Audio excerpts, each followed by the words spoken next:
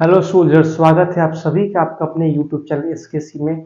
I hope आप सभी स्वस्थ होंगे, बेहतरीन लेवल से अपने एग्जामिनेशन का प्रिपरेशन कर रहे होंगे। जो भी आपका एग्जामिनेशन हो सोल्जर्स, में बार बार कहता हूँ air force, navy, NDA, coast guard, CDS, इसमें फिजिक्स का जो भी कंटेंट है उसको हम लोग बेहतरीन लेवल से फुल डेडिकेशन के साथ अपनी अपनी एग्जामिनेशन से रिलेटेड हम लोग पढ़ाई कर रहे हैं। ठीक है, तो एक बार हाउस द जोश कमेंट कर दे और जय हिंद का कमेंट कर दे सूरज की yes sir we are ready ready, हम लोग रेडी हैं आज के कॉन्सेप्ट होने के लिए। एक बार कमेंट कर दीजिए यस का। ठीक है, तो हम लोग अपना नेक्स्ट आज का क्लास को स्टार्ट करें। और एक बार पहले बताइए कि सारा चीज़ क्लियर विजिबल है कि नहीं, किसी तरह का साउंड प्रॉब्लम है कि नहीं, मुझे बताइए। ऐसे मैं चेक कर लिया हूँ, सारा चीज़ क्लियर मेरे सोल्जर्स।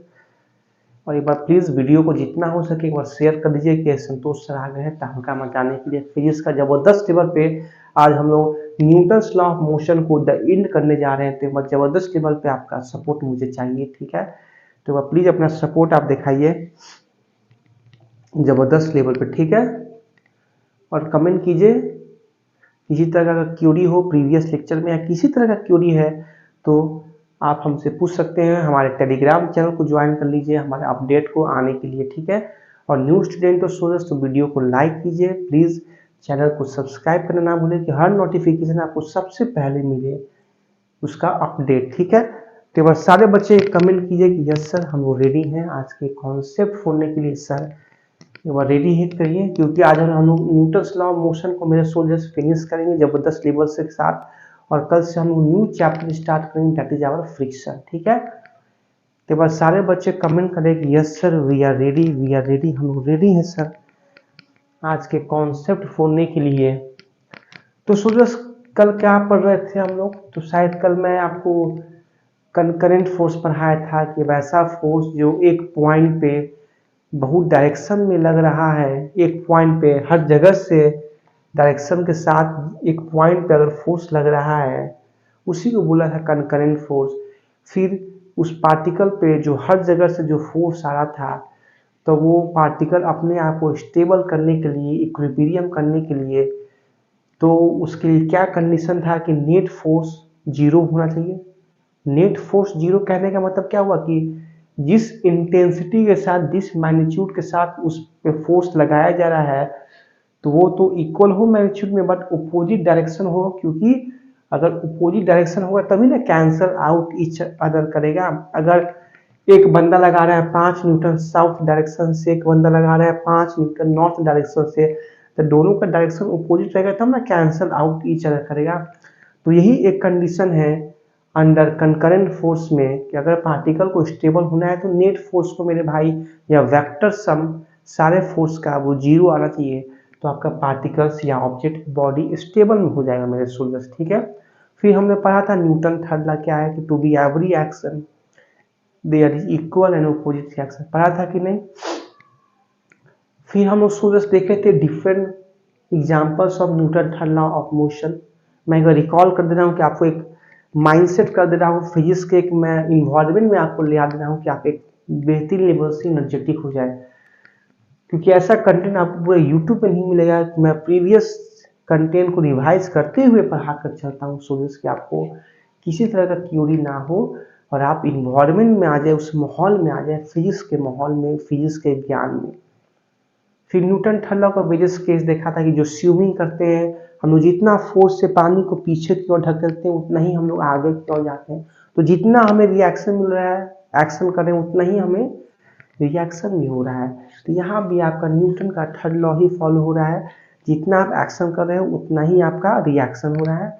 और यहाँ पे भी आपका नेट फोर्स क्या होता है, जीरो होता है, बेसिकली होता है कि नहीं, क्योंकि जितना एक्शन कर रहे हैं उतना ही रिएक्शन कर रहे हैं और डायरेक्शन अपोजिट है तो कैंसल आउट टीचर कर दिया, तो एफ रेट जीरो हो गया। फिर मैंने बोला एक बताया था बेहतरीन एग्जाम्पल गन बुलेट सिस्टम, जहाँ पे मोमेंटम को कंजर्व कर दिया था, बताया था कि नहीं कि गन से अगर आपका बुलेट निकल रहा है तो जिस इंटेंसिटी के साथ आपका बुलेट छूटा गन के साथ, तो उसी इंटेंसिटी के साथ हम पे रिएक्शन भी होता है। गन जो है पीछे की ओर भी रिक्वायर्ड स्पीड के साथ हमें झटका देता है। हालांकि जिस स्पीड से बुलेट आगे की ओर जाता है उस स्पीड से गन हमें झटका नहीं देता है, क्योंकि गन का मास ज़्यादा है तो वेलोसिटी कम है, और बुलेट का मास कम है तो वेलोसिटी ज़्यादा। यहाँ पे हम लोग मोमेंटम का कंजर्वेशन लगाते हैं। क्यों मोमेंटम कंजर्व रहता है? क्योंकि जो हम लोग ट्रिगर पे जो फोर्स अप्लाई करते हैं बुलेट छोड़ने के लिए, वो हमारा फोर्स मेरे भाई इंटरनल होता है, ना कि एक्सटर्नल होता है। अब मोमेंटम के चेंज के लिए फोर्स, एक्सेलरेशन, वेलोसिटी सब में चेंज होना मस्ट है। एक्सटर्नल फोर्स अप्लाई होगा मेरे स्टूडेंट्स, तभी आपका मोमेंटम में चेंज होगा, अदरवाइज मोमेंटम आपका कांस्टेंट या कंजर्व रहेगा। फिर हम लोग देखे थे कि जो बर्फ है या दलदल एरिया में हमें चलने में दिक्कत होता है। क्यों? क्योंकि ग्राउंड पर हम लोग फोर्स लगाते हैं, बट जमीन के अंदर हमारा पैर जो है फंस जाता है मिट्टी के अंदर या स्नो आइस में, तो उतना हमें रिएक्शन नहीं मिल पाता है, जिस वजह से डिफिकल्ट होता है हमें वॉकिंग करना या चलना। तो क्या सर वहाँ पे न्यूटन का थर्ड लॉ फॉलो नहीं करेगा? मैं बोलूँगा बिल्कुल मेरे स्टूडेंट्स, वहाँ भी न्यूटन का थर्ड लॉ आपका फॉलो कर रहा है। क्योंकि जिस एक्शन के वजह से आपने जमीन पर मिट्टी पर फोर्स लगाया, आपका पैर अंदर गया, तो वही मिट्टी जो है आपके पैर को जितना पे आपने उस पर एक्शन किया है, उसी अमाउंट में आपको रिएक्शन मिलेगा। उस एरिया से आपका हल्का मिट्टी से पैर बाहर निकलेगा। तो दैट मीन्स एक्शन का रिएक्शन मिल रहा है, वहाँ भी न्यूटन का थर्ड लॉ फॉलो हुआ। फिर मैंने बोला था कि किसी जंपिंग बॉल या बॉल को आप फेंकोगे वॉल पर, तो वो रिबाउंस होगा उसी पाथ पे, क्योंकि जिस इंटेंसिटी के साथ आप बॉल को वॉल पर फेंकोगे, उसी स्पीड के साथ आपको हिट करेगा। ठीक है, तो वहां भी एक्शन रिएक्शन देखने को मिल रहा था। तो इस तरह से हम लोग न्यूटन थर्ड लॉ को पढ़े थे मेरे स्टूडेंट्स। फिर हमने क्लियर किया था मोमेंटम का कंजर्वेशन, जहां पे हमारा लास्ट टॉपिक यही था, मोमेंटम कंजर्वेशन। वहां उसी से हम लोग क्लास को द एंड किए थे। ओके मेरे वॉरियर, तो आइए आज उसी से शुरू किया जाए। तो क्या हम लोग देखे थे मेरे भाई, law of conservation of momentum में क्या हम लोग देखे थे? लॉ ऑफ, पहले बताइए क्लियर है कि नहीं, विजिबल है कि नहीं? Law of conservation of momentum में हमने क्या पढ़ा था? इस law of conservation of momentum में आपका पी कांस्टेंट होता है कि नहीं? पी कांस्टेंट है तो डेल पी जीरो है, डेल पी जीरो है तो फोर्स एक्सटर्नल आपका जीरो है, फोर्स एक्सटर्नल जीरो है तो आपका एक्सेलरेशन भी जीरो है। मतलब मोमेंटम कंजर्वेशन कहता है किसी बॉडी पे एक्सटर्नल फोर्स अप्लाई नहीं हो रहा है, तो दैट मीन्स उस पर एक्सेलरेशन भी जीरो होगा, जिस वजह से कोई मोमेंटम में चेंज नहीं होगा, डेल पी जीरो है। और अगर मोमेंटम में चेंज नहीं है तो आपका मोमेंटम कांस्टेंट है, कंजर्व है। यही मोमेंटम का कंजर्वेशन हमें मेरे भाई रेखीय संरचना का संरक्षण कहता है। ठीक है, आज हम लोग स्टूडेंट्स देखेंगे law of conservation of momentum के एप्लीकेशन, कहाँ कहाँ इसका रोल देखने को मिलता है, जो कि आपके पीवाईक्यू से ही हम लोग लिंक करेंगे मेरे वॉरियर। तो क्या यहां तक एक भी क्यूरी हो तो प्लीज आप मुझसे प्लीज पूछ सकते हैं। ओके, किसी तरह का प्रॉब्लम नहीं होना चाहिए मेरे वॉरियर। ठीक है, तो पहला इसका एग्जांपल तो यही आपका हुआ, फॉर गन बुलेट सिस्टम लिख सकते हैं, the force applied on trigger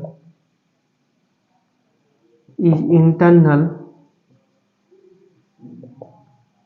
hence p मतलब momentum is constant, therefore momentum is equal to mass into velocity. Since momentum is constant, that means m inversely proportional to 1/v। जिसका मास ज्यादा उसका velocity कम, जिसका मास कम velocity ज्यादा। तो ये तो पहला इसका एप्लीकेशन देखने को मिलता है गन बुलेट सिस्टम में। ठीक है, अब आइए हम लोग सिचुएशन को लिंक करके न्यूमेरिकल बेस्ड देखेंगे कैसे गन बुलेट सिस्टम पे आपकी एग्जाम में जो क्वेश्चन आया है उसको हम लोग आज सॉल्व करेंगे और एक फॉर्मूला को डिजाइन करेंगे मेरे भाई। तो क्या आप रेडी हैं उस कॉन्सेप्ट को पढ़ने के लिए? तो वह बेहतरीन लेवल से यस का कमेंट करें और जय हिंद का कमेंट कर दे मेरे वॉरियर। यहां तक किसी तरह का प्रॉब्लम है तो आप बताइए। तो क्या मैं इसको रफ करूं नीचे वाला पार्ट को? आप बोलोगे बिल्कुल सर रफ कीजिए, हम लोग सब आपके साथ चल रहे हैं मेरे सर।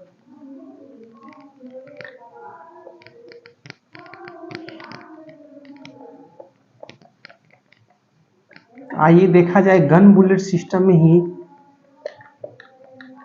कुछ न्यूमेरिकल जो आपके एग्जाम में जो क्वेश्चन आया है, आइए उसको ही सॉल्व करते हैं केस स्टडी कर। देखिए मान के चलिए ये आपका गन है, ठीक है, ये आपका गन है, ठीक है, ठीक है, ये आपका गन है और यहां से आपने बुलेट जो है छूटा, ये आपका बुलेट है, ये आपका गन है। डायग्राम मेरे भाई खराब है तो प्लीज आप बुरा मत मानना, मैं ऐसे ही बना दिया हूँ, गन है इसको आप मान लेना, ठीक है। ये गन का वेलोसिटी है जिसको बोलते हैं recoil velocity, recoil velocity of gun. ये आपका बुलेट का वेलोसिटी इधर है। जैसे ही आपने गन पे ट्रिगर दबाया तो बुलेट आगे की ओर मूव हुआ v वेलोसिटी से, और जो है गन पीछे की ओर रिकॉइल वेलोसिटी, वही जो स्पीड जिसको हम लोग नाम दिए हैं रिकॉइल वेलोसिटी ऑफ गन, ठीक है। इसीलिए बोला भी जाता है कि कंधे पर रखकर या सपोर्ट के साथ बंदूक चलाना चाहिए। क्यों? क्योंकि बिना सपोर्ट का बंदूक चलाइएगा तो ज्यादा अमाउंट में आपके सोल्जर्स पे झटका देगा, इसीलिए हमें सपोर्ट पर लेकर कंधे पर रख कर चलाना चाहिए। क्यों? क्योंकि उस समय जो गन जो है आपको इस झटका देगा, हिट करेगा, वो उस इंटेंसिटी के साथ नहीं देगा जिस इंटेंसिटी के साथ बिना आप सपोर्ट के उसको गन को चलाइएगा, ठीक है। तो हमेशा गन को चलाइए तो सपोर्ट कंधा पर रख कर ही चलाइए कि आपको उस इंटेंसिटी के साथ हिट ना करे। फिर यहाँ पे जान गए कि मोमेंटम का कंजर्वेशन होगा, क्योंकि जो फोर्स अप्लाई की है वो हमारा इंटरनल है मेरे वॉरियर। तो जिस वजह से बुलेट का मास कम है तो वेलोसिटी ज्यादा है, गन का मास ज्यादा है तो वेलोसिटी कम है, इसीलिए वो ज्यादा दूर तक पीछे नहीं जाता है, ठीक है। अगर मोमेंटम कंजर्वेशन है तो क्या बोल सकते हैं Pi इक्वल टू PF।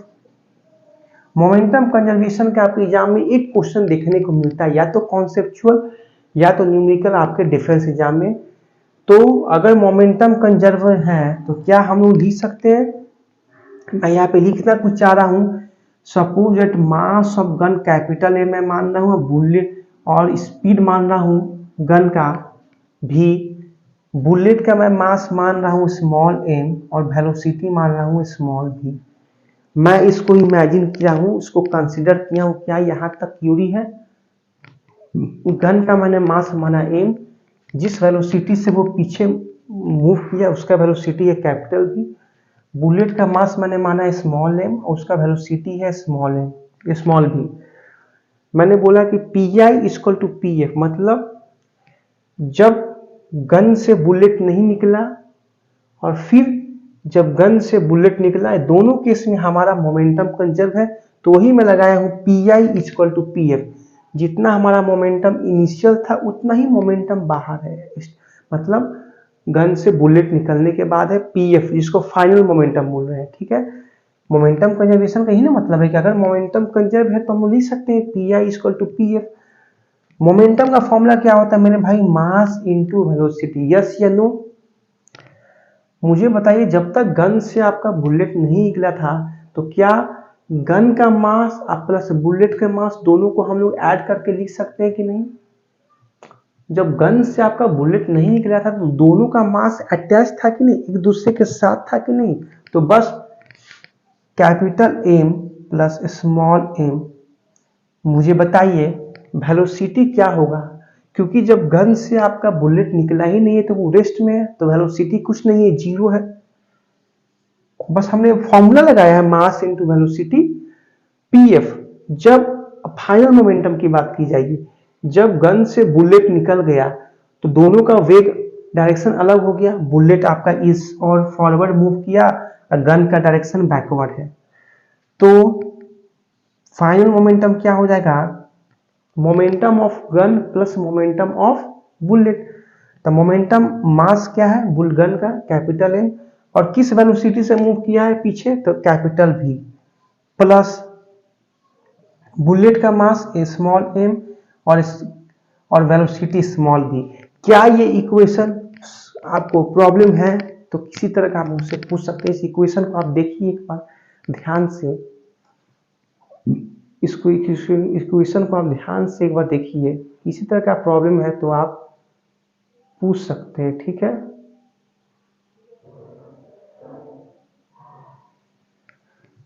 किसी तरह का प्रॉब्लम है, मैंने सिर्फ मोमेंटम का कंजर्वेशन का सिद्धांत लगाया है कि जब आपका गन से बुलेट निकला ही नहीं है तो दोनों का मास अटैच है, तो m प्लस एम, चूंकि रेस्ट में है तो कोई वेलोसिटी नहीं है, जीरो, बट जैसे ही गन से बुलेट निकला तो गन का मास मैंने माना है capital M, velocity capital V, क्योंकि हमें निकालना है वेलोसिटी ऑफ गन, यही हमें मेरे भाई फाइंड करना है, किस वेलोसिटी से हमारा गन जो है पीछे की ओर हिट किया, वही हमें निकालना है। इसको मैंने केस स्टडी की तरह एक आपको बता रहा हूं, आपके एग्जाम में एक न्यूमेरिकल की तरह ये क्वेश्चन आया हो, वहां पे सिर्फ डाटा बदल गया है, वहां पे एम की जगह पे दे देगा 5 kg, वेलोसिटी दे देगा 4 मीटर पर सेकेंड, यहाँ पे कुछ मीटर मास दे देगा, ये बुलेट का मास, अब बुलेट का वेलोसिटी कुछ दे देगा, और आपको पूछेगा कि बताइए रिक्वायर्ड वेलोसिटी ऑफ गन कितना था, तो आपको सॉल्व करना होगा। तो जब तक ये हम लोग ले रहे हैं जनरल एक सिचुएशन को लेकर, कि सिचुएशन अगर समझ में आ जाएगा, इससे जो वेलोसिटी निकलेगा गन का, वही वेलोसिटी अगर आपके दिमाग में रहेगा तो किसी तरह का क्वेश्चन आप अप्रोच कर सकते हो मेरे वॉरियर, ठीक है।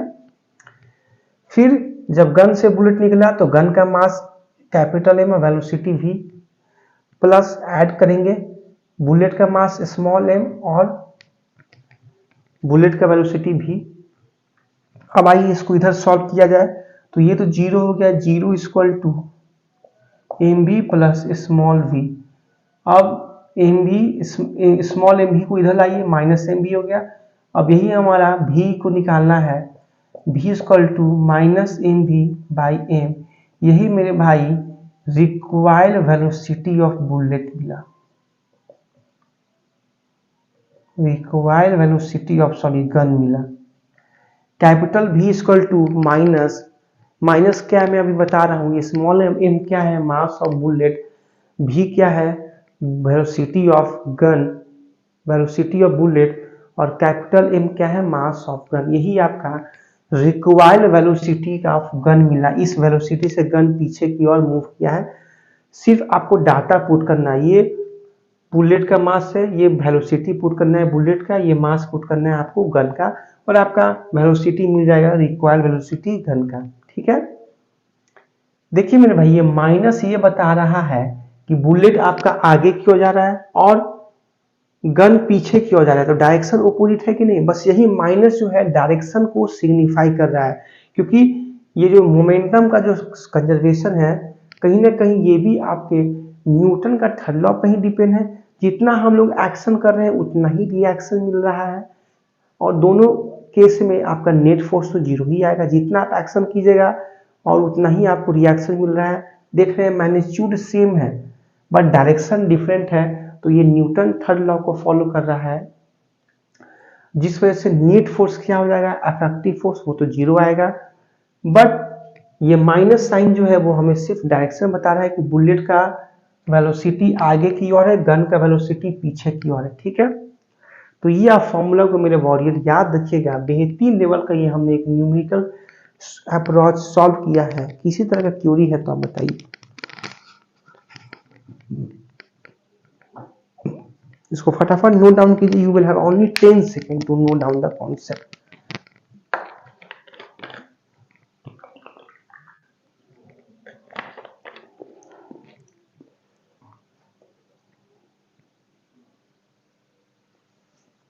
क्या ये फॉर्मूला समझ में आया कि नहीं मेरे वॉरियर। ये law of conservation of momentum का बेहतरीन हमने न्यूमेरिकल सॉल्व किया है गन बुलेट सिस्टम पे, जो कि एकदम पक्का कॉन्सेप्ट 100% आपका ये कॉन्सेप्ट आता है। अब बहुत फेमस क्वेश्चन है मोमेंटम के कंजर्वेशन पे, ये वाला न्यूमेरिकल का फॉर्मूला, ठीक है।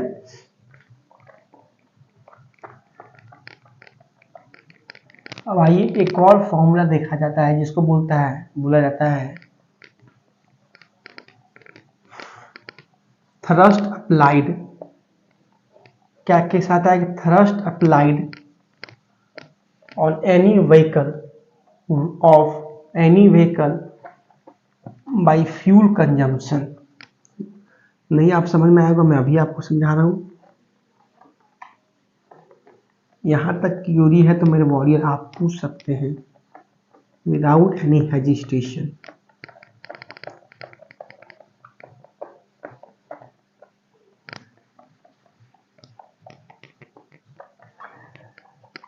यहां तक प्रॉब्लम है तो आप पूछ सकते हैं।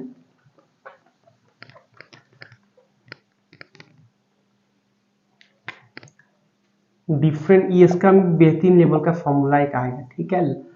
ये हम लोग बेसिकली केस स्टडी, ऐसा देखा जाता है मोमेंटम के बहुत एप्लीकेशन, बट मैं उसी एप्लीकेशन को यहाँ पे करवाता हूँ या किसी चीज़ को लिखवाता हूँ जो आपके एग्जाम के लिए वेरी वेरी इंपॉर्टेंट है, ठीक है। जो नहीं तो जो PYQ में आया हुआ हो या तो मोस्ट एक्सपेक्टेड है। ये जैसे ये फॉर्मूला आया है ये वेरी एक्सपेक्टेड है, और ये आपका PYQ का ही फॉर्मूला बेस मैंने जनरल सिचुएशन वाइज आपको सॉल्व करवा के दे दिया है कि कैसे मोमेंटम का कंजर्वेशन करके एक बेहतरीन लेवल का फॉर्मूला डिजाइन हो सकता है मेरे वॉरियर। मुझे बताइए, अभी हमारा इंडिया ने एक प्राउड मोमेंट किया है, क्या? Chandrayaan three really a proud moment for our India और mostly thankful to our ISRO, Indian Space Research Organisation, जो साइंटिस्ट ने एक कंप्लीट स्ट्रैटेजी के साथ चंद्रयान-3 जो मून पर उन्होंने लैंड करवाया है, ठीक है। तो कंप्लीट मतलब बहुत बड़ा एक हमारे लिए सफलता की बात है। तो कहीं कुछ भी चीज, रॉकेट हो, मिसाइल हो, जब लॉन्च होता है, देखते हैं रॉकेट है जब लॉन्च होता है तो उसके पीछे क्या लगे रहते हैं? फ्यूल टैंकर्स, सारा चीज सेटअप करके पूरा उसको टेक ऑफ किया जाता है, उसको छोड़ा जाता है अपने ग्राउंड लेवल से कहीं से भी, ठीक है। ठीक है, वो आप जानते हैं जैसे इसरो सतीश धवन जो हैदराबाद, वहां से लैंड ऑफ हुआ था। तो कहीं ना कहीं जो भी रॉकेट है तो मतलब उसको स्टार्टअप जब दिया था, जब उसको स्टार्टअप दिया है तो कहीं ना कहीं उसमें फ्यूल रहता है तब ना जो भी रॉकेट जब ऊपर जाता है तो पीछे इंजन धुआं छोड़ता है, और वही धुआं के जब कोई भी रॉकेट जब ऊपर जाता है, लैंड ऑफ होता है, तो जिस अमाउंट से वो पीछे धुआं छोड़ता है, जितने एक्शन करता है, तो उससे उसी अमाउंट में रिएक्शन मिलता है, वो आगे की ओर टेक ऑफ मूव बढ़ते रहता है। कहीं ना कहीं मतलब ये कहने का मतलब है कि कोई भी रॉकेट हो, लॉन्च मिसाइल हो, वहां भी न्यूटन का थर्ड लॉ या मोमेंटम का कंजर्वेशन ही वर्क करता है। क्यों? जिस रेट से, जिस दर से आपका फ्यूल में डिक्रीमेंट आ रहा है, उस रेट से आप में ऊपर की ओर लैंड हो रहे हैं, क्योंकि कहीं ना कहीं पीछे देख रहे हैं आप, धुआं निकाल रहे हैं, फ्यूल का कंजम्पशन हो रहा है, फ्यूल आप खर्च कर रहे हैं, तो जितना आप एक्शन कर रहे हैं पीछे उतना ही आपको रिएक्शन मिल रहा है ऊपर की ओर। तो यहाँ भी मेरे भाई न्यूटन का थर्ड लॉ और यहाँ भी मोमेंटम का कंजर्वेशन वर्क करता है। अब लोग कैसे सर यहाँ मोमेंटम का कंजर्वेशन वर्क करता है? तो मेरे भाई यहाँ भी मोमेंटम का कंजर्वेशन कर रहा है, क्योंकि यहाँ पे जो फ्यूल है वो हमारा इंटरनल है, कोई एक्सटर्नल फ्यूल नहीं है, तो वो अपना इंटरनल फ्यूल खर्च कर रहा है, जिस वजह से उसको रिएक्शन मिल रहा है। उसी के साथ वहाँ पे मोमेंटम कांस्टेंट माना जाता है P, और जिस वजह से आपका ये जो रॉकेट है वो आपका आगे की ओर मूव करता है, क्योंकि उसके कंपैरिजन में मास कम है तो वेलोसिटी आपका ज़्यादा है। तो ऐसा ही कोई भी मिसाइल लॉन्च किया जाता है मेरे भाई। तो मेरा यही कहने का मतलब है कि जब भी कोई भी रॉकेट हो, मिसाइल हो, जब ऊपर की ओर जाता है तो पीछे धुआं, फ्यूल का जो है खर्च होता है, उसी अमाउंट में उसको रिएक्शन मिलता है। तो जब वो ऊपर जाता है मेरे भाई तो उस पर थ्रस्ट लगता है। क्या लगता है? थ्रस्ट या फोर्स आप कह सकते हो, जिस वजह से वो ऊपर की ओर मूव करता है, क्योंकि फ्यूल में खर्च हो रहा है। फ्यूल आपका इंजन धुआं के रूप में आपका बाहर छोड़ा जा रहा है। देखते हैं गाड़ी स्टार्ट करते हैं ना, हूं जब एक्सीलेटर देते हैं तो पूरा पीछे जो है धुआं निकलता है, और आपका गाड़ी जो है आगे अपना गियर बदल के आगे स्टार्ट हो जाता है, आगे बढ़ने लगता है। तो दैट मीन्स फ्यूल धुआं निकल रहा है, तो जब गाड़ी स्टार्ट कर रहे हैं, गाड़ी चला रहे हैं, तो कहीं ना कहीं तेल भी तो गाड़ी कैसे चलता है, गाड़ी में हम लोग तेल भरवाते हैं 1 लीटर 2 लीटर 5 लीटर 10 लीटर जितना अपना मतलब कैपेसिटी है। तो गाड़ी चला रहे हैं तो फ्री में तो चलता नहीं, तेल आदमी लगातार तेल में कमी आएगी। गाड़ी चल रहा है तो तेल जो है आज हमने 5 लीटर भरवाया तो अगला दिन 4 लीटर हो जाएगा। जितना आप डिस्टेंस कवर कीजिएगा उसी रेट से आपका क्या होगा, जो आपका पेट्रोल है उसमें कमी आएगी, क्योंकि पेट्रोल बेसिकली क्या है, एक गैसोलीन है, एक लिक्विड है, तो वो क्या होता है एक फ्यूल के रूप में खर्च हो रहा है, क्या है इंजन के रूप में, ईंधन के रूप में खर्च हो रहा है, जिस वजह से आपका गाड़ी क्या है चल रहा है, गाड़ी में उतना रिएक्शन मिल रहा है। तो कोई भी चीज है, व्हीकल है, उसमें भी न्यूटन का थर्ड लॉ ही फॉलो होता है, एक्शन रिएक्शन और मोमेंटम का कंजर्वेशन होता है। तो जब स्टार्ट होता है तो कहीं ना कहीं एक उस पर थ्रस्ट वर्क करता है, क्या थ्रस्ट, हम लोग फ्लूइड मैकेनिक्स में पढ़ेंगे, pressure force per unit area जिसको बोलते हैं, या थ्रस्ट। प्रेशर और थ्रस्ट में यही डिफरेंस है कि किसी भी यूनिट सरफेस एरिया पे जो इकाई बल लगता है वही आपका प्रेशर होता है, बट थ्रस्ट कहते हैं नॉर्मल टू द सरफेस, जो सरफेस है उसके लंबवत कितना हम लोग एक सरफेस के यूनिट एरिया पे कितना लंबवत हम लोग फोर्स लगा रहे हैं वही उसका थ्रस्ट कहलाता है। तो हम लोग फ्लूइड मैकेनिक्स में डिफर ये सब देखेंगे, बट हमने बेसिक चीज क्लियर कर दिया। तो वही हम लोग मेरे भाई थ्रस्ट निकालेंगे। अब क्या कॉन्सेप्ट क्लियर हो रहा है कि नहीं आपका, तो वही रॉकेट से जब मतलब आगे जाता है तो फ्यूल जो है एक्शन करता है, फ्यूल जो है पीछे की ओर जो है इंजन निकल रहा है और वो रॉकेट आगे की ओर मूव कर रहा है, ठीक है। तो यहाँ पे उसको एक फोर्स या थ्रस्ट वर्क करता है, जिसका डायरेक्ट फॉर्मूला आप लिख सकते हैं F equal to u dm by dt। कहीं ना कहीं जो फॉर्मूला मेरे भाई आया है ये आपका वेरी वेरी इंपॉर्टेंट है, इससे आपके एग्जाम में क्वेश्चन आता है डायरेक्ट कि rocket is launches and the fuel is the changes at the rate of इतना पर सेकेंड, तो व्हाट वाज द थ्रस्ट या force exerted on the rocket during landing. तो आपको ये डायरेक्ट फॉर्मूला से निकालना पड़ेगा, यू क्या है उसका प्रारंभिक वेग है, और dm बाई dt, एम क्या है मेरे भाई मास है, क्योंकि मास कहीं ना कहीं आपने अगर गाड़ी में या रॉकेट में जब फ्यूल भरवाया है तो पहले आप उसमें 10 लीटर का फ्यूल है कुछ भी है तो उसका मास भी ज्यादा है, बट जैसे से फ्यूल आपका इंजन के रूप में जो फ्यूल है इंजन के रूप में बाहर निकल रहा है जो, तो कहीं ना कहीं मास में कमी आ रही है कि नहीं, बाहर पीछे आप धुआं छोड़ रहे हैं, रॉकेट से निकल रहा है, तो कहीं ना कहीं जो फ्यूल है वो आपका बाहर निकल रहा है तो उसके मास में भी तो कमी आएगी। तो जिस वजह से वही आपका मास में जो चेंज हो रहा है टाइम के रिस्पेक्ट में, वही आपका थ्रस्ट उस पर अप्लाई होगा डूरिंग द लॉन्चिंग, यही थ्रस्ट या फोर्स आप कह सकते हो मेरे भाई।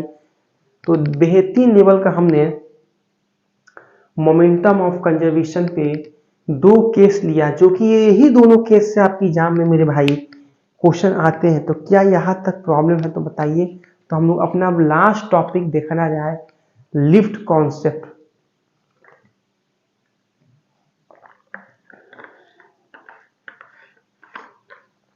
ये सारे मेरे भाई PYQs है, ठीक है, क्योंकि हम लोग मैंने पहले ही बोला कि हम लोग CBSE ओरिएंटेशन वर्क नहीं करना है, हमें सिर्फ डिफरेंस प्रोस्पेक्टिव से बात करना है। तो law of conservation of momentum के बहुत सारे ऐसे स्टडी जो मैं पढ़ा सकता हूँ, बट हमें डिफेंस ओरिएंटेशन जाना है, और डिफेंस ओरिएंटेशन में यही 2, एक इसको बोलते हैं प्रोपल्सन ऑफ रॉकेट या प्रोपल्सन ऑफ एनी व्हीकल्स, ये होता है गन बुलेट सिस्टम, ठीक है। यही दोनों केस से आपके एग्जाम में क्वेश्चन आते हैं कि ये फॉर्मूला से एक इससे, और कहीं से मोमेंटम कंजर्वेशन पे क्वेश्चन नहीं आता है, ठीक है।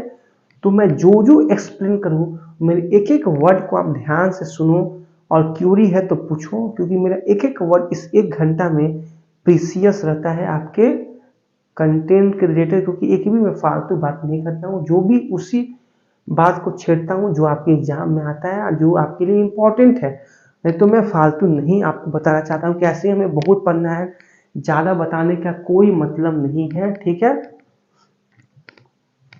तो क्या आप लोग रेडी हैं न्यू टॉपिक, न्यू कॉन्सेप्ट और हमारा लास्ट कॉन्सेप्ट पढ़ने के लिए, that is lift concept. Yes, most popular ये लिफ्ट कॉन्सेप्ट आपको एक बार एसएचएम में भी पढ़ना है और एक बार आप ये न्यूटन्स लॉ में पढ़ना है। तो प्लीज लिफ्ट कॉन्सेप्ट को, और मेरे वॉरियर जिन्होंने एयरफोर्स की एग्जाम दिया होगा तो वो लिफ्ट कॉन्सेप्ट के क्वेश्चन से काफी फैमिलियर होंगे। किस लेवल से आपका लिफ्ट कॉन्सेप्ट से एक या दो क्वेश्चन न्यूटन्स लॉ से आता है। एक क्वेश्चन तो आपका आता है मोमेंटम का कंजर्वेशन से, एक आता है लॉ से, दो क्वेश्चन, और एक क्वेश्चन आपका लिफ्ट कॉन्सेप्ट आता है। इस तरीके से न्यूटन्स लॉ से 3 क्वेश्चन आपके एग्जाम में देखने को बनता है। ठीक है, तो क्या हेडिंग आपने डाल दिया लिफ्ट कॉन्सेप्ट? लिफ्ट कॉन्सेप्ट लिख लीजिए। लिफ्ट कॉन्सेप्ट बेहतरीन लेवल का हम लोग कॉन्सेप्ट अब पढ़ने जा रहे हैं। ठीक है,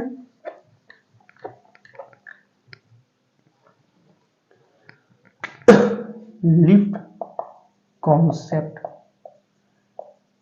क्या आपने कभी लिफ्ट पे चढ़ा है कि नहीं? लिफ्ट में बेसिकली अब तो लिफ्ट लग गया है हर जगह पे, अपार्टमेंट, बड़े बड़े अपार्टमेंट में लिफ्ट लग गया है।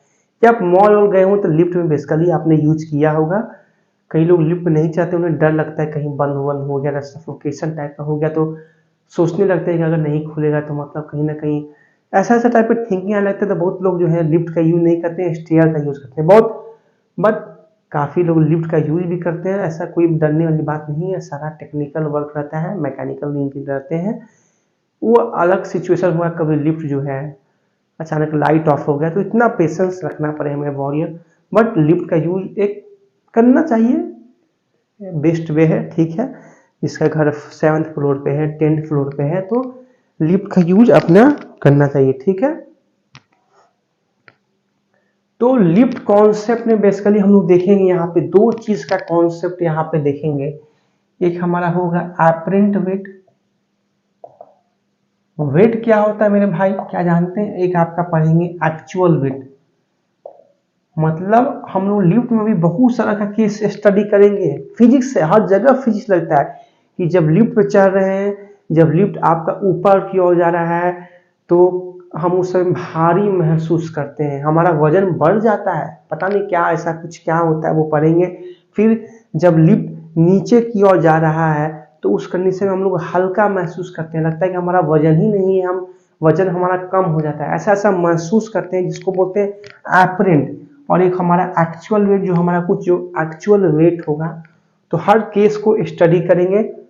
फिर जब लिफ्ट आपका यूनिफॉर्म वेलोसिटी से मूव कर रहा है, जब आपका लिफ्ट कांस्टेंट वेलोसिटी के साथ मूव कर रहा है, फिर केस देखेंगे जब आपका लिफ्ट कांस्टेंट एक्सेलरेशन या यूनिफॉर्म एक्सेलरेशन के साथ मूव अप कर रहा है या डाउन कर रहा है। तो हर केस को हम लोग देखेंगे बारीकी से। ठीक है, पहले मुझे बताइए कि वेट क्या होता है। वेट जो कि हमने कई बार डिस्कस किया है, W = mg। तो कहीं ना कहीं जो वेट है मेरे भाई, ये भी एक फोर्स ही है, ये भी एक कहीं ना कहीं बल है जो कि अट्रैक्ट होता है towards the centre of the earth.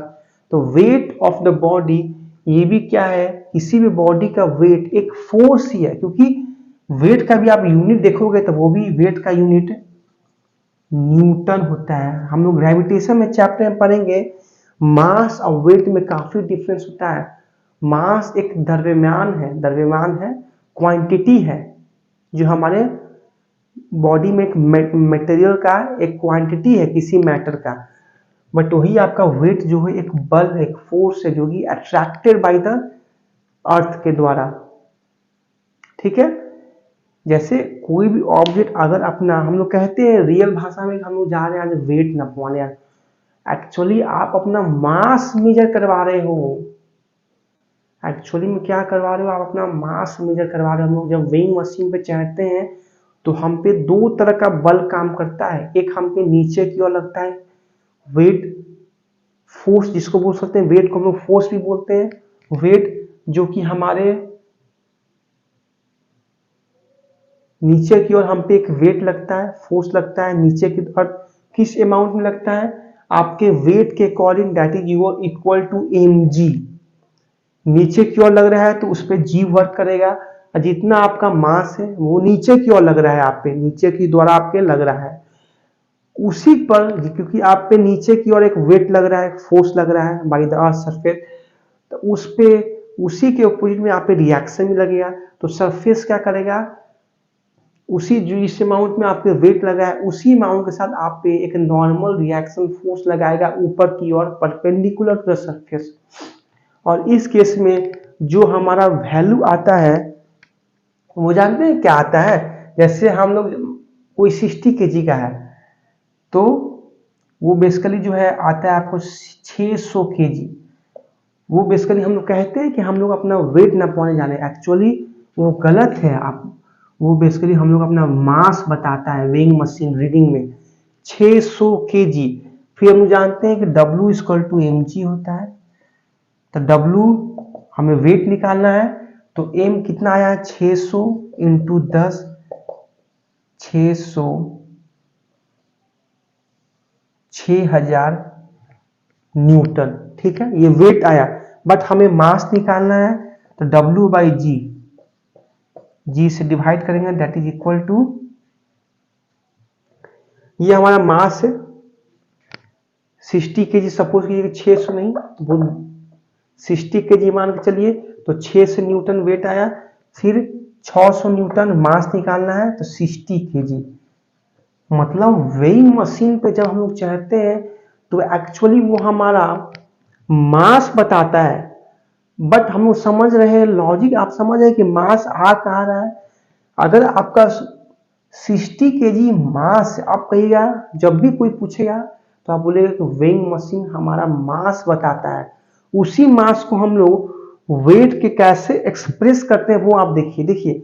अगर आपका मास 60 kg है तो दैट मीन्स अगर आप पे वेट, आपका जो वजन है वो 600 न्यूटन है, उसको हम लोग जी से डिवाइड करते हैं तब जाके हमारा मास आता है 60 kg या 70 kg। तो वो सब हमारा वेट नहीं है, वो हमारा मास है। तब कोई भी पूछेगा कि आप पूछेगा कि आपका मास क्या है, ना कि आपका वेट क्या है, क्योंकि वेट का यूनिट न्यूटन होता है, मास का यूनिट केजी होता है। बहुत डिफरेंस होता है मास और वेट में। वेट आपका एक फोर्स है जो कि attracted by the earth towards the centre, और मास एक क्वांटिटी है, बहुत डिफरेंस होता है। तो आप अगली बार से इस गलती को सुधारिएगा, क्योंकि फिजिक्स पढ़ रहे हैं संतोष सर से, तो एक एक कॉन्सेप्ट को बारीकी से फोड़ डालेंगे, ऑपरेट करेंगे, ठीक है। तो आप जो 60 kg बोलते हैं वो एक्चुअली आपका मास है। अब वो मास आया कैसे, क्यों, क्योंकि आपका 600 न्यूटन बल था, उसको डिवाइड किया गया है जी से, इस वजह से आपका मास निकला है 60 kg। देख रहे हैं, ऐसे पूरा गुना भाग करके आपका वेइंग मशीन बताता है। बताइए कितना मेहनत करके दिया है आपका मास। तो जो आपका वेइंग मशीन पे जो रीडिंग आता है वो आपका मास बताता है, ना कि वेट। अगर कोई का मास 60 kg है तो दैट मीन्स उसका वेट है 600 न्यूटन, और जी का वैल्यू जानते हैं 10 मीटर/सेकंड स्क्वायर, तब कैलकुलेट करेंगे तो मास आएगा 60 kg, ठीक है। तो ऐसे आपका मास और वेट का कॉन्सेप्ट है, आपने समझ गए। अब आइए लिफ्ट कॉन्सेप्ट में देखा जाए, क्योंकि लिफ्ट कॉन्सेप्ट में ही हम लोग इसका वेरिएशन देखेंगे। सपोज कीजिए ये आपका लिफ्ट है, लिफ्ट जो है मशीन से जो ऑपरेट होता है, जो चलता है। तो सपोज कीजिए यहाँ इस लिफ्ट के अंदर आप है, जियो पूरा एकदम लिफ्ट है, चश्मा सब पहन के एकदम घड़ी वाड़ी पहन के एकदम जबरदस्त हल्का मचा रहे हैं आप। तो एक स्माइलिंग फेस एकदम बना दिए आपका, ये आप है। सपोज आपका मास 60 kg है, ठीक है। इनिशियल में आपका लिफ्ट रेस्ट पे है, शुरुआत में आपका लिफ्ट रेस्ट में है, लिफ्ट स्टार्ट नहीं हुआ है, मतलब वेलोसिटी 0 है। आप भी रेस्ट में है, लिफ्ट भी रेस्ट में है। तो इस केस में जो आपका मास है, या इसको जो भी आपका जो आपका मास है जो अभी है वही आपका लिफ्ट के अंदर भी है, क्योंकि लिफ्ट आपका रेस्ट में है। बट अगर आपका लिफ्ट मूव अप करे एक्सेलरेशन ए के साथ, जब आपका लिफ्ट मूव करे कुछ एक्सीलरेशन के साथ, कुछ उसमें एक्सीलरेशन हो, क्योंकि मैं एक केस मान रहा हूं कि जब आपका लिफ्ट अगर ऊपर की ओर जा रहा है तो कहीं ना कहीं कुछ वेग होगा, कुछ वेलोसिटी में चेंज होगा ऊपर की ओर जा रहा है तो, क्योंकि कांस्टेंट वेलोसिटी तो है नहीं, ना कि यूनिफॉर्म वेलोसिटी है। तो ऊपर जा रहा है तो कुछ उसका वेलोसिटी है, तो वेलोसिटी है तो कुछ उसमें एक्सीलरेशन भी आएगा। तो मूव अप हो रहा है कुछ एक्सीलरेशन के साथ। यहाँ पे हमें डिस्कस करना है कि जब ऊपर की ओर जा रहे हैं तो क्या आपका वेट में या आपका मास जो है उसमें क्या फर्क दिखने को मिलता है आपके एक्चुअल वेट से, जो हम लोग लिखे हैं मास आपका 60 kg। ठीक है,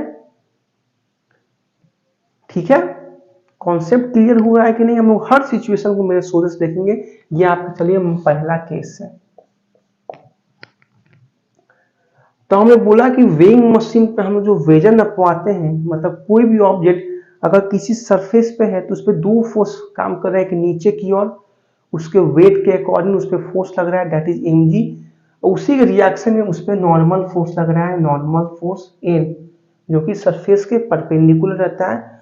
तो हम लोग लिख देते हैं n = mg। क्यों ऐसा लिखते हैं? n बोलिए या इसको r भी बोलते हैं, रिएक्शन फोर्स या नॉर्मल रिएक्शन फोर्स एक ही चीज है। ठीक है, क्यों बोलते हैं? क्योंकि हमारा बॉडी अगर हम भी अभी रेस्ट में है तो दैट मीन्स जितना हम पे mg फोर्स नीचे लग रहा है उतना ही ऊपर नॉर्मल रिएक्शन फोर्स लग रहा है, तो दोनों बैलेंस है, तब जाके हम रेस्ट में हैं। अगर कोई का वैल्यू बढ़ गया, अगर नॉर्मल रिएक्शन फोर्स का वैल्यू बढ़ गया तो हम ऊपर की ओर फ्लाई करने लगेंगे, उड़ने लगेंगे। अगर mg ज्यादा हो गया तो हम धरती के नीचे चले जाएंगे, बट ऐसा तो हो नहीं रहा है, ये दोनों स्टेबल है तो इसलिए बराबर है। बट अभी आपका जब शुरुआत में लिफ्ट रेस्ट में था, that means normal reaction force mg के बराबर था। क्या अगर आपका लिफ्ट ऊपर की ओर जा रहा है तो क्या किसका वैल्यू ज्यादा होगा? n का वैल्यू ज्यादा होगा या mg का ज्यादा होगा? मुझे बताइए। क्या आप कभी लिफ्ट पे चढ़ रहे हैं, अगर फर्स्ट फ्लोर से अगर आप 5th फ्लोर 6th फ्लोर जब ऊपर जाते हैं तो आपने जरूर महसूस किया होगा मेरे भाई कि आपको एक लगता होगा कि हमको भारी महसूस हो, लगता है कि हमारा वजन जैसे बढ़ गया है एक्चुअल वेट से। ऐसा आपको महसूस बिल्कुल फील आपने किया होगा, सूर्य से दिल से आप बताना। क्यों होता है? क्योंकि इस कंडीशन में आपका नॉर्मल रिएक्शन फोर्स का वैल्यू बढ़ जाता है mg के तुलना में। ठीक है, तो इस कंडीशन में अगर ये वैल्यू ज्यादा है तो इसको हम लोग माइनस करेंगे mg से, और इनका जो माइनस करने के बाद जो रिजल्टेंट होगा वो ma के इक्वल होगा। वाह वाह वाह वाह,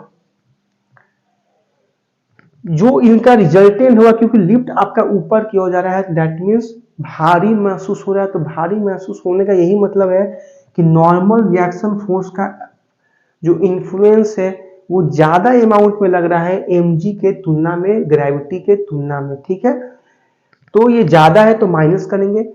माइनस करने का ये मतलब है कि मतलब क्या कर रहे हैं कि नॉर्मल रिएक्शन फोर्स को माइनस कर रहे हैं mg से। इसका मतलब ये ना होगा अगर यहाँ पे आपका 60 kg है तो ऊपर जा रहे हैं तो आपको महसूस हो रहा है 65 kg।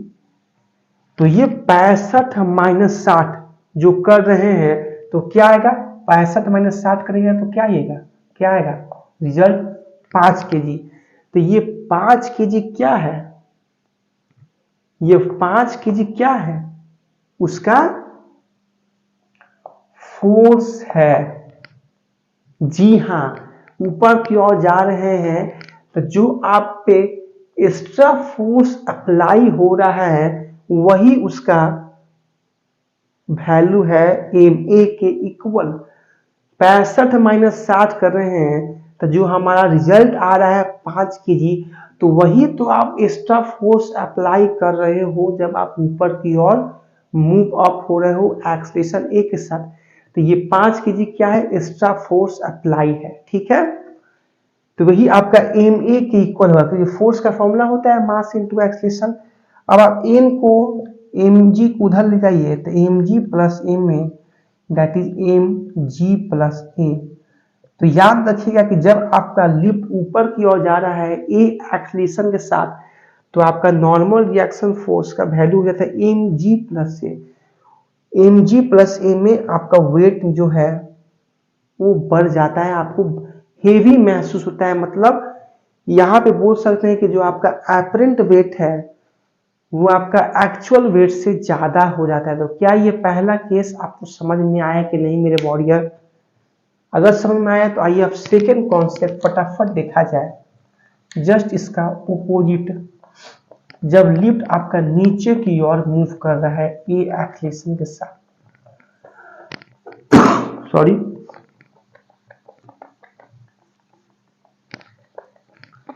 क्या कॉन्सेप्ट विजुलाइज हो रहा है कि नहीं, कैसे हम लोग एक्सप्रेशन को लिख रहे हैं ये समझ रहे हैं कि नहीं? क्योंकि रट्टाफिकेशन मुझे बिल्कुल पसंद नहीं, वो भी फिजिक्स में, ठीक है? क्योंकि ये बहुत इंपॉर्टेंट टॉपिक जो हम लोग पढ़ रहे हैं अपना लिफ्ट कॉन्सेप्ट, ये आपको एसएचए में भी काम करेगा। एसएचए में हम लोग वहाँ पे जब टाइम पीरियड निकालेंगे सरल गोलोलक का, सिंपल पेंडुलम का, तो वहाँ भी लिफ्ट कॉन्सेप्ट का ही यूज करेंगे मेरे वॉरियर। तो इसको ध्यान से पढ़ेगा, वहां पे आपको बहुत मजा आएगा, ठीक है? जब लिफ्ट आपका मूव करे विथ डाउनवर्ड एक्सेलरेशन ए के साथ, ठीक है? ये लिफ्ट है, यहाँ पे आप है ए एक्सेलरेशन के साथ आपका लिफ्ट नीचे की ओर जा रहा है। तो जब भी आप लिफ्ट जब आपका नीचे की ओर जा रहा है तो आपको हल्का महसूस होता है, मतलब लगता है कि हमारा वेट कुछ है ही नहीं, मतलब कुछ कमी आपको महसूस होता है। क्यों ऐसा होता है? क्योंकि mg का वैल्यू ज्यादा हो जाता है नॉर्मल रिएक्शन फोर्स का, तो mg माइनस n करेंगे, इसका रिजल्टेंट क्या देगा? m ma n equal to, इसको माइनस कीजिएगा मतलब mg को इधर ले जाइएगा तो क्या होगा? m ब्रैकेट में ले लिए g माइनस ए। मतलब जब लिफ्ट आपका नीचे की ओर जा रहा है ए एक्सेलरेशन के साथ, तो वहां पे जो आप पे नॉर्मल रिएक्शन फोर्स लगेगा उसका वैल्यू, फोर्स का वैल्यू वो हो जाएगा m ब्रैकेट में g माइनस ए, और ऊपर जाएगा तो प्लस हो जाएगा। और इस केस में आपका एपरेंट वेट कम हो जाएगा एक्चुअल वेट से। आपको ऐसा महसूस होगा कि अगर 60 केजी के आप हैं तो आपको लगेगा कि हम, महसूस कीजिएगा कि हम 55 केजी या 50 केजी के हैं। तो वही इसका लॉजिक है, ठीक है? तो आइए अब थर्ड कॉन्सेप्ट देखा जाए। जब आपका लिफ्ट रेस्ट पे हो, आप प्लीज कमेंट कीजिए, जब लिफ्ट आपका रेस्ट में हो तो क्या उस पे कितना बल लगेगा?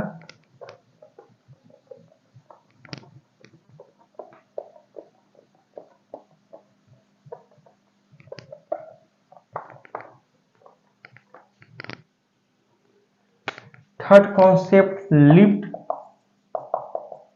Is at rest.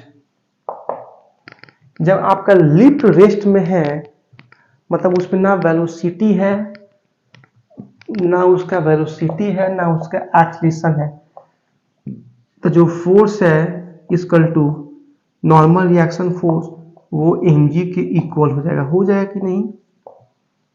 आप मुझे बताइए, होगा कि नहीं?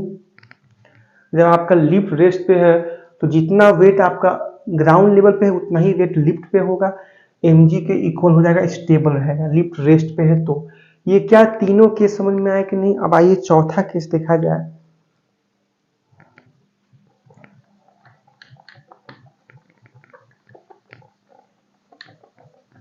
क्या लिफ्ट कॉन्सेप्ट आपको समझ में आ रहा है कि नहीं? क्योंकि बेहतरीन, वेरी वेरी इंपॉर्टेंट कॉन्सेप्ट है आपके एग्जाम के लिए, ठीक है?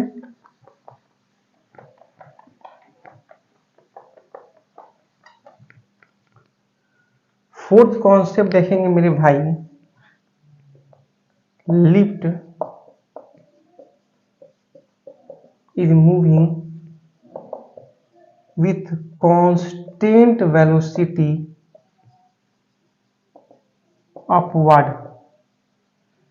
जब लिफ्ट आपका ऊपर की ओर मूव करे, बट एक वर्ड मैंने यूज किया है कांस्टेंट वेलोसिटी, और हमने 1D मोशन में बेहतरीन लेवल से हुआ था कि जब भी हमारा कांस्टेंट वेलोसिटी हो उस केस में हमारा एक्सेलरेशन क्या होता है मेरे भाई? जीरो होता है। कांस्टेंट वेलोसिटी मतलब वेलोसिटी में चेंज ही नहीं हो रहा है, हर इंटरवल में वेलोसिटी सेम आ रहा है।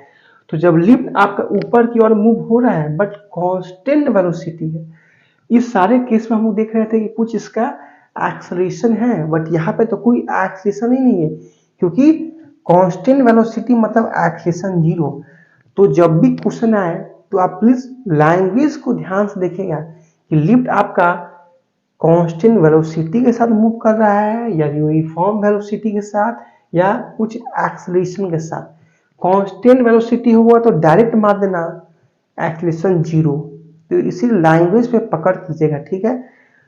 तो अपवर्ड ए के साथ मूव कर रहा है, तो बताइए जब लिफ्ट आपका मूव करता है किसी एक्सेलरेशन के साथ ए अपवर्ड, तो क्या फॉर्मूला आया है, एम जी प्लस ए आया है कि नहीं। बट यहाँ पे आप कहते हैं एक्सेलरेशन जीरो है, तो ए की जगह पे जीरो पुट कीजिए, तो एम जी।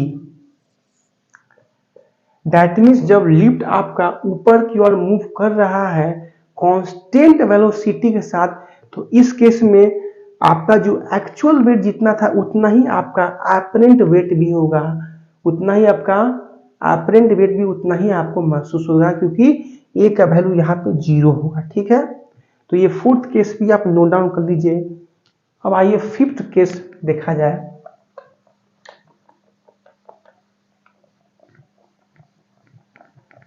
क्या समझ में आ रहा है कि नहीं, हर केस जो है बेहतरीन लेवल का है।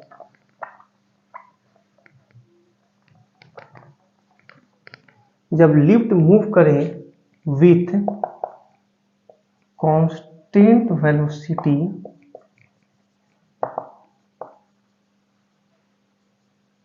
डाउनवर्ड मूव करे बट कांस्टेंट वेलोसिटी, तो इस केस में आपका एक्सेलरेशन जीरो होगा, इस केस में भी। तो इस केस में बताइए नॉर्मल रिएक्शन फोर्स कितना आया था जब हम लोग लिफ्ट को ए एक्सेलरेशन के साथ नीचे आ रहा था, तो एम यहाँ पे आया था R equal to M G minus से आया था कि नहीं, बट ए की जगह पे जीरो पुट करना है, g minus zero equal to M g. तो डैट मीन्स बेहतरीन लेवल का रिजल्ट मिला कि जब आपका लिफ्ट ऊपर मूव करे या नीचे विथ कांस्टेंट वेलोसिटी, दोनों केस में हमें उतना ही नॉर्मल रिएक्शन फोर्स मिल रहा है, that is equal to M G. मतलब ये दोनों केस में कांस्टेंट वेलोसिटी केस में अपवर्ड हो या डाउनवर्ड, दोनों केस में आपका एपरेंट वेट जो है वो एक्चुअल वेट के इक्वल आ रहा है कि नहीं, मुझे बताइए। यहाँ तक किसी तरह का क्यूरी है तो आइए पूछ सकते हैं आप। फिफ्थ केस जो है ये भी हमने देख लिया। अब आइए अगला केस देखा जाए, नोट डाउन फटाफट करते जाइए। एक दो कॉन्सेप्ट और है, हर केस को मैं लिखा देना चाह रहा हूँ कि आपके एग्जाम में जहाँ से क्वेश्चन आया, ये सारे क्वेश्चन आपके पीवाईक्यूज के हैं। केस को जो केस स्टडी हम लोग पढ़ रहे हैं सारे आपके पीवाईक्यूज में क्वेश्चन के रूप में आए हुए हैं और एक्सपेक्टेड भी है, इस बार भी बिल्कुल आएंगे, ये वादा है। कोस्ट गार्ड वाला एक्सपीरियंस आपके लिए भी इम्पोर्टेंट है, हर के लिए इम्पोर्टेंट, वो NDA, air force, CDS, coast guard, navy. आइए सिक्स्थ केस देखा जाए।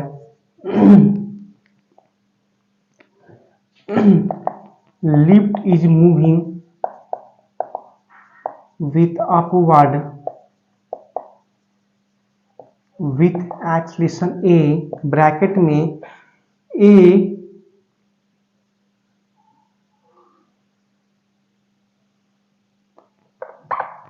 ए लेस देन जी।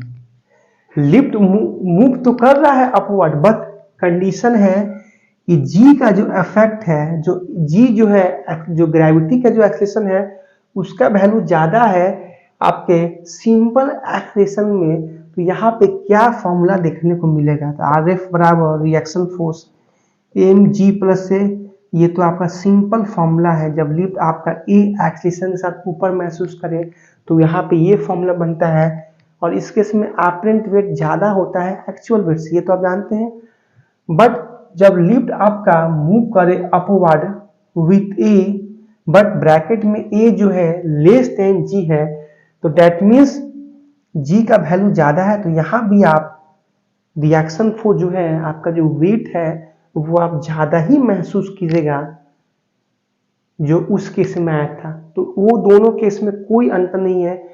जो पहला केस था ए एक्सेलरेशन के साथ ऊपर जा रहा था, वहां भी यही आ रहा था R equal to M G plus से, और यहाँ भी यही आ रहा है, क्योंकि इस केस में भी ए का वैल्यू कम है, मतलब जी का वैल्यू ज्यादा है। तो ज़्यादा में से कम घटाइएगा तो सेम ही लॉजिक आएगा। जी मतलब 10 मीटर पर सेकेंड स्क्वायर और ये 5 मीटर पर सेकेंड स्क्वायर, तो 10 माइनस 5 5 ही पॉजिटिव वैल्यू ही आएगा। तो डैट मीन्स यहाँ भी आपका जो एपरेंट वेट है आपको ज़्यादा ही लगेगा अपने एक्चुअल वेट से। तो क्या ये दोनों केस आपको समझ में आया कि नहीं? अब आइए 7th देख लिया जाए। 7th अपना टाइप्स।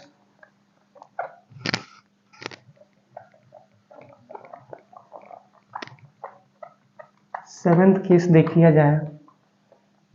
7th केस हमारा ये होगा जिस केस में a का वैल्यू g के इक्वल होगा, मतलब लिफ्ट जो है, lift is moving with a is equal to g। बेहतरीन लेवल का फॉर्मूला है डाउनवर्ड। जब लिफ्ट आपका नीचे की ओर आ रहा है, ठीक है, ऊपर नहीं जा रहा है, नीचे की ओर आ रहा है, इस केस में हमने क्या माना है, a जो है g के इक्वल है। तो मुझे सिंपल इसका फॉर्मूला बताइए। जब लिफ्ट आपका नीचे की ओर जाता है a एक्सेलरेशन के साथ, तो क्या फॉर्मूला आता है? r equal to M G minus a. आता है कि नहीं? अभी हमने देखा था, हमें हल्का महसूस होता है, बट a की जगह पे 0 है तो हो जाएगा r M ji minus zero, G equal to 0। ये जीरो रिएक्शन फोर्स मतलब क्या हुआ? यही इस सिचुएशन को बोलते हैं free fall. Free fall case मतलब भारहीनता का केस। ऐसा एक सिचुएशन आता है कि आप लिफ्ट में नीचे उतर रहे हो और इस जो लिफ्ट का जो रस्सी है वो अचानक टूट गया, कनेक्शन खत्म हो गया। तो उस केस में आप अपने आप को वेटलेसनेस महसूस करते हैं। और क्यों करते हैं? क्योंकि आपको अगर लगता है कि मेरा कोई भार ही नहीं है, नो वेट, वेटलेसनेस का महसूस करते हैं, फ्री फॉल। इसी केस में क्वेश्चन आता है कि किस केस में लोग फ्री फॉल महसूस करते हैं, तो उस केस का नाम है ए इक्वल टू जी। जहां पे लगता है कि हमारा कोई वेट ही नहीं है, हम हवा में उड़ रहे हैं, तो उस कंडीशन को बोलते हैं वेटलेसनेस। इस केस में लिफ्ट का कनेक्शन ही खत्म हो जाता है, रस्सी टूट जाता है, किसी तरह का प्रॉब्लम हो जाता है। तो वही ये प्रॉब्लम है मेरे भाई, जहां पे आपका रिएक्शन फोर्स 0 होता है। तो क्या आपका समझ में आया कि नहीं इतने सारे कॉन्सेप्ट? एक और कॉन्सेप्ट है 7वां, उस कॉन्सेप्ट को मैं ओरली बताता हूं, यहां तक मेजर थे। एक और कॉन्सेप्ट है कि जब आपका लिफ्ट नीचे की ओर मूव करे, बट कंडीशन क्या रहेगा कि इस बार ए के वैल्यू ज्यादा होगा जी का। हमने देखा था कि जब आपका लिफ्ट मूव कर रहा है ऊपर, ए का वैल्यू कम था जी से, बट इस बार देख रहे हैं लिफ्ट आपका नीचे की ओर मूव हो रहा है, बट इस बार ए का वैल्यू ज्यादा रखेंगे जी से। तो इस केस में क्या होगा? इस केस में क्या होगा देख लीजिए, R equal to M G minus a होता है, बट हम लोग ए का वैल्यू ज्यादा रख रहे हैं। दैट मीन्स कि जी क्या है, कम हुआ, तो कम में से बेसी घटा रहे हैं, तो हमें क्या मिलेगा? नेगेटिव वैल्यू मिलेगा। नेगेटिव वैल्यू मिलने का ये मतलब है कि जब आपका लिफ्ट नीचे की ओर मूव कर रहा है और आपका एक्सेलरेशन का वैल्यू ज्यादा हो गया अगर जी से, तो आप सीधे आप वॉल पर, सीलिंग पे अटैच हो जाओगे। मतलब एकदम सीधे टॉप पर जाकर आप, लिफ्ट अगर नीचे की ओर मूव कर रहा है और ए का वैल्यू ज्यादा है जी से, तो आप सीधे वॉल पर जाके एकदम छिपकली जैसा एकदम आप चिपक जाओगे। तो वो सारा केस है मेरे भाई। तो हमने बेहतरीन लेवल से अपना कंटेंट को फोड़ा है। तो यहाँ तक किसी तरह का क्यूरी है वो होगा तो आप प्लीज मुझसे पूछेगा, एनी डाउट प्लीज आस्क। तो पढ़ते रहिए, स्वस्थ रहिए, खेलते रहिए। चैप्टर फिनिश हो गया, कल न्यू चैप्टर के साथ मिलेंगे। रिवाइज करके आइएगा आज चैप्टर को। बाय बाय, जय हिंद माय वॉरियर।